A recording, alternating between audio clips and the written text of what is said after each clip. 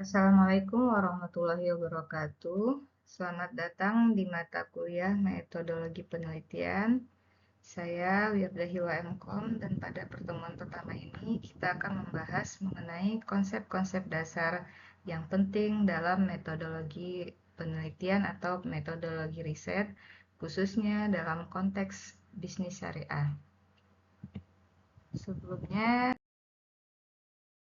saya mau menampilkan buku yang menjadi referensi dari mata kuliah ini, yaitu buku yang berjudul Metodologi Riset Bisnis Syariah. Penulisnya Dr. Aslam Nurwidikdo, Dr. Ain Mainah, dan Pak Abdi Trianto.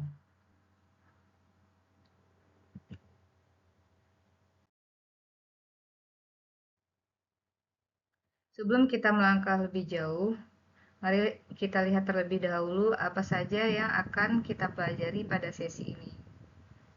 Kita akan mulai dari memahami apa itu riset secara umum, kemudian pengertian riset bisnis, kemudian mengerucut ke riset bisnis syariah. Kita juga akan membahas metodologi riset bisnis syariah, peranan penelitian, serta jenis-jenis penelitian.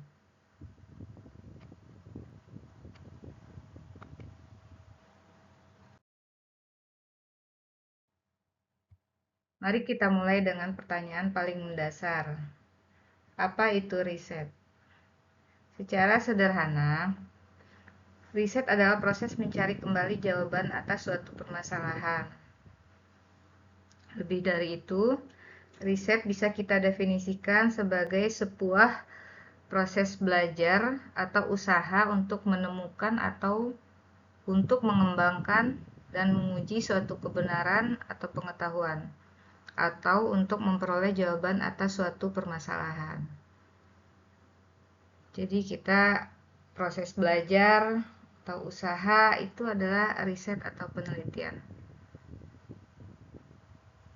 Definisi lain menyebutkan bahwa riset adalah suatu proses investigasi ilmiah terhadap sebuah masalah yang dilakukan secara terorganisasi dan sistematis berdasarkan data yang terpercaya, bersifat kritikal dan objektif yang bertujuan untuk menemukan jawaban atau kebenaran.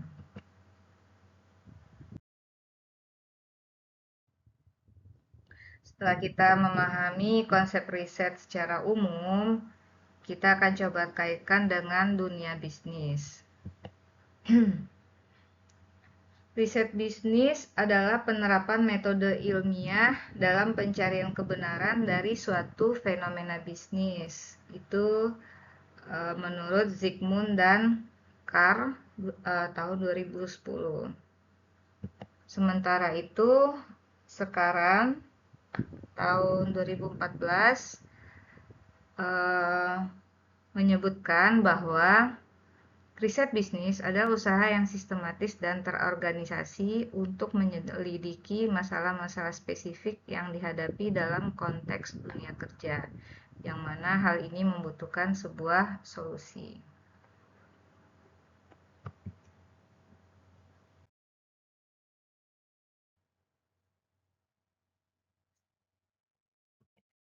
Nah, sekarang kita pelajari alur dari proses riset bisnis.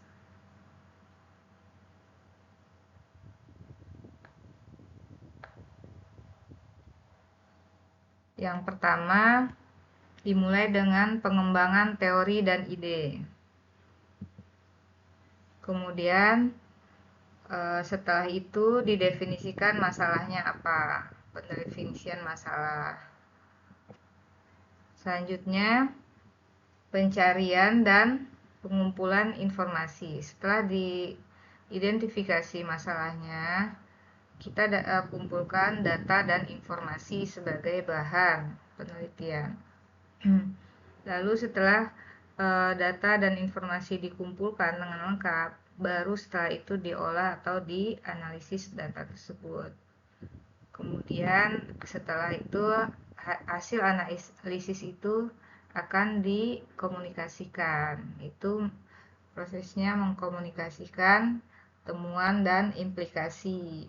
Bisa berupa artikel jurnal, proceeding, buku atau skripsi, tesis, disertasi, dan lain sebagainya.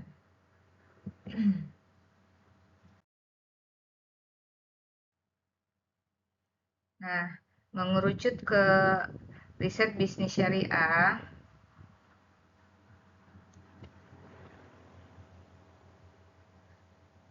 riset bisnis syariah itu adalah penelitian yang objek dan atau topiknya berada dalam ruang lingkup transaksi komersial atau bisnis yang berlandaskan prinsip-prinsip syariah.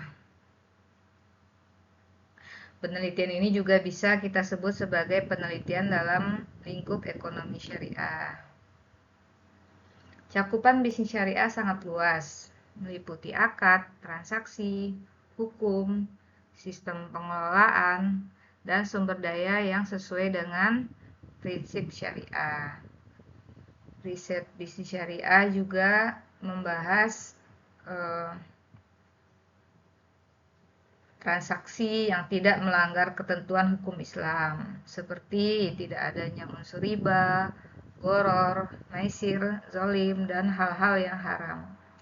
Objek penelitiannya pun bisa beragam, termasuk lembaga-lembaga Islam seperti perbankan syariah, asuransi syariah, pasar modal syariah, hotel syariah, pariwisata Islami, sampai kepada bisnis-bisnis atau UMKM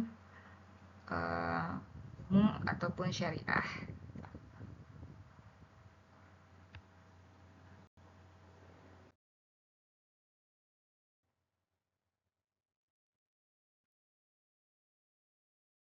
Nah, kelembaga itu ini sudah dibahas tadi. Kemudian setelah kita pahami definisinya, lalu bagaimana kita melakukannya? Disinilah peran metodologi riset atau metodologi penelitian. Secara etimologis, metodologi adalah ilmu tentang cara melakukan sesuatu secara sistematis. Dalam konteks metodologi riset bisnis syariah akan dilakukan pembahasan mengenai metode penelitian dengan objek berbagai kegiatan bisnis yang berlandaskan pada kaidah hukum Islam, baik dari sisi kelembagaannya, pengelolaannya maupun produk-produknya.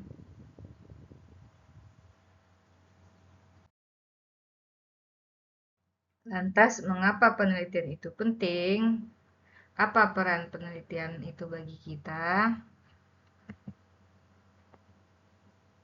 Penelitian memiliki peran yang sangat signifikan, antara lain, pertama, membantu meningkatkan kemampuan manusia dalam menginterpretasikan fenomena sosial ekonomi yang kompleks.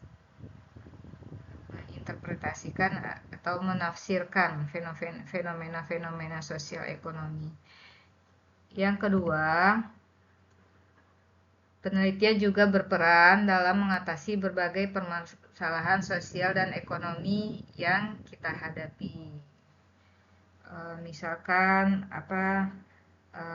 tren perilaku konsumen dari tahun ke tahun,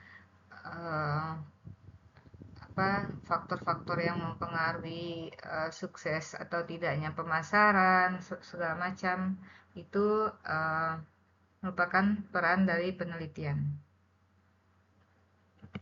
Yang ketiga, pengembangan ilmu. Ini tidak kalah penting. Penelitian berfungsi sebagai sarana untuk pengembangan ilmu pengetahuan. Tentunya segala ilmu pengetahuan yang berkembang saat ini dan teknologi-teknologi itu berasal dari ruang-ruang penelitian.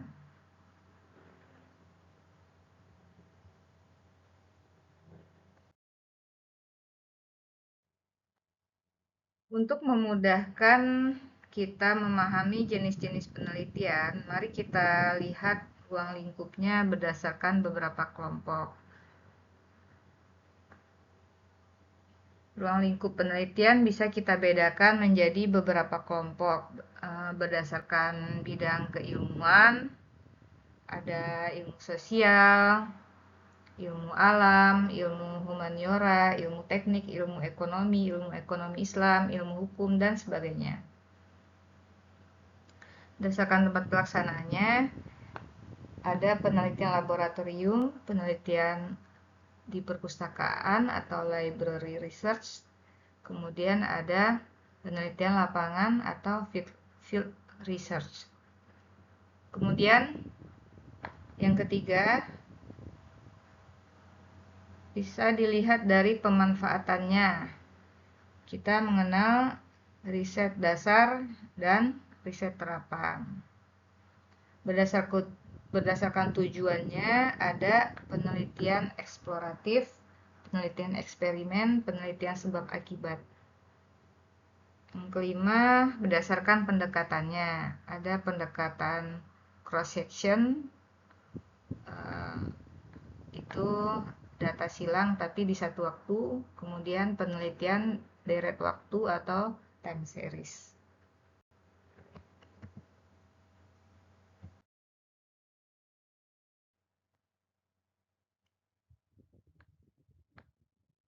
Nah, ruang lingkup tadi membawa kita pada berbagai jenis penelitian. Mari kita ulas beberapa di antaranya. Secara umum, kita mengenal penelitian kualitatif dan kuantitatif. Penelitian kualitatif menggunakan analisis kualitatif dan melibatkan sampel yang sedikit. Nah, itu yang paling terkenal ya, dua penelitian itu. Nah, di sini kita mengelompokkannya berdasarkan yang pertama berdasarkan tipe riset bisnis. Yang pertama, penelitian eksploratif. Yang kedua, penelitian deskriptif. Yang ketiga, ada penelitian sebab akibat.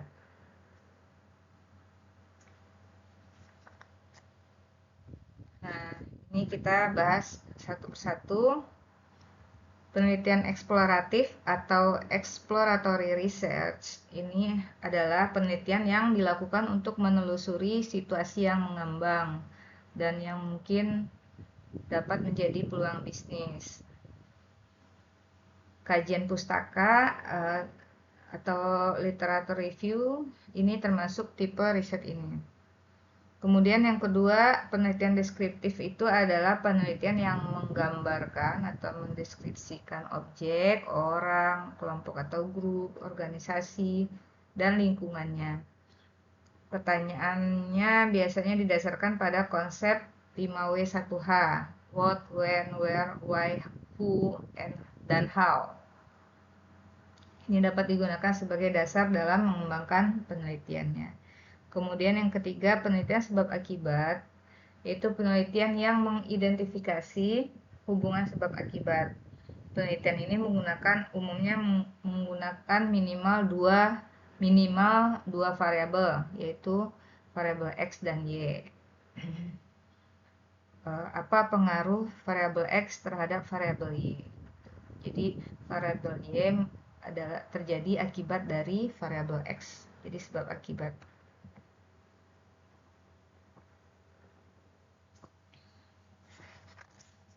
Kemudian ini berdasarkan tujuan.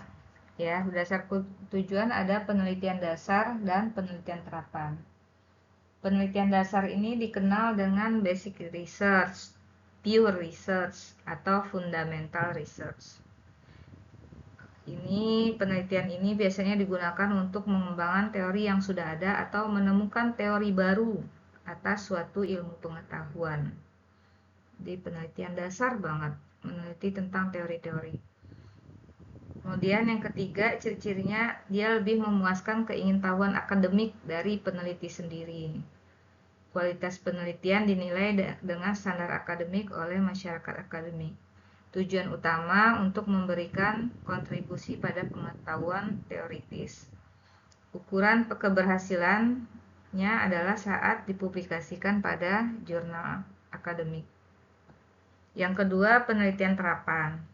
Penelitian ini dilakukan untuk memecahkan masalah praktis di suatu tempat, misalnya di suatu organisasi atau di suatu perusahaan atau instansi. Jadi, penerima manfaat terbesarnya dari penelitian terapan ini adalah suatu perusahaan itu atau suatu instansinya itu memecahkan masalah yang ada dalam instansi tersebut. Misalkan penjualan sedang menurun, dilakukan penelitian, ternyata ditemukan masalahnya belum optimalnya pemasarannya. Nah, nanti solusi dari penelitian itu akan menjadi bahan pertimbangan pengambilan keputusan dalam perusahaan tersebut. Ini salah satu contoh penelitian terapan. Ya, jadi ciri yang kedua untuk menjawab permasalahan khusus atau untuk pengambilan keputusan. Yang ketiga, bagian dari pekerjaan yang ditentukan oleh pemberi kerja. Biasanya di suatu perusahaan atau instansi ada divisi R&D, Research and Development, itu bagian pekerjaan yang ditentukan oleh pemberi kerjanya. Kemudian penelitian terapan ini dinilai oleh pemberi dana sejauh mana dapat memenuhi kepentingannya. Kemudian penelitian terapan ini dimasukkan untuk menghasilkan rekomendasi bagi suatu instansi. Rekomendasi dapat digunakan pemberi dana untuk memecahkan masalah. Yang ketiga, berdasarkan model analisis. Nah, ini yang terkenal tadi, yaitu penelitian kualitatif dan penelitian kuantitatif. Penelitian kualitatif ini menggunakan analisis kualitatif, kemudian melibatkan sedikit sampel. Misalkan kualitatif ini dengan wawancara, dia hanya kadang mewawancarai 3 responden, 4 responden, 5 responden, atau informan gitu. Contoh penelitiannya itu tentang kehidupan, psikologi, sejarah, sosial, atau hukum syariah. Lingkupnya biasanya. Kemudian yang kedua, penelitian kuantitatif. Penelitian ini menggunakan analisis yang sifatnya kuantitatif atau numerik, angka-angka. Kemudian dia melibatkan banyak sampel. Misalkan kuantitatif ini menyebarkan kuesioner, nanti dicari sampelnya 250 orang, nanti data-datanya diolah pakai SPSS kayak gitu. Jadi perlu banyak sampel, makin banyak sampel makin mendekati kebenaran hasilnya gitu. Kemudian menggunakan prosedur statistik atau cara pengukuran lainnya. Ya, itu adalah pengertian dari semua jenis-jenis penelitian.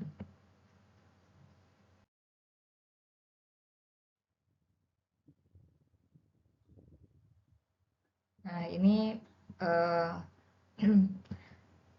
penjelasan tadi dari penelitian dasar,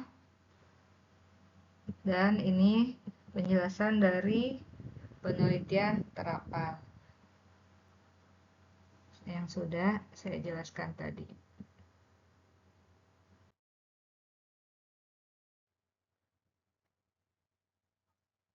Kita lanjutkan ke jenis penelitian syariah. Penelitian bisnis syariah termasuk ke dalam kelompok bidang keilmuan ekonomi syariah. Jika kita mengaitkannya dengan pengelompokan lain, penelitian bisnis syariah bisa saja berbentuk penelitian kualitatif, kuantitatif, penelitian dasar atau terapan, tergantung pada tujuan dan pendekatan yang kita gunakan.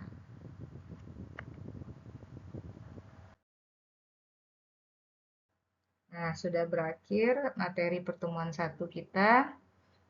Silakan jika ada pertanyaan silakan ditanyakan. Seperti biasa kita tutup dengan kuis. Ada 5 pertanyaan. Yang pertama, apa yang dimaksud dengan riset? Yang kedua, apa yang dimaksud dengan riset bisnis syariah? Yang ketiga, sebutkan lingkup bisnis syariah. Keempat, apa yang dimaksud dengan metodologi riset?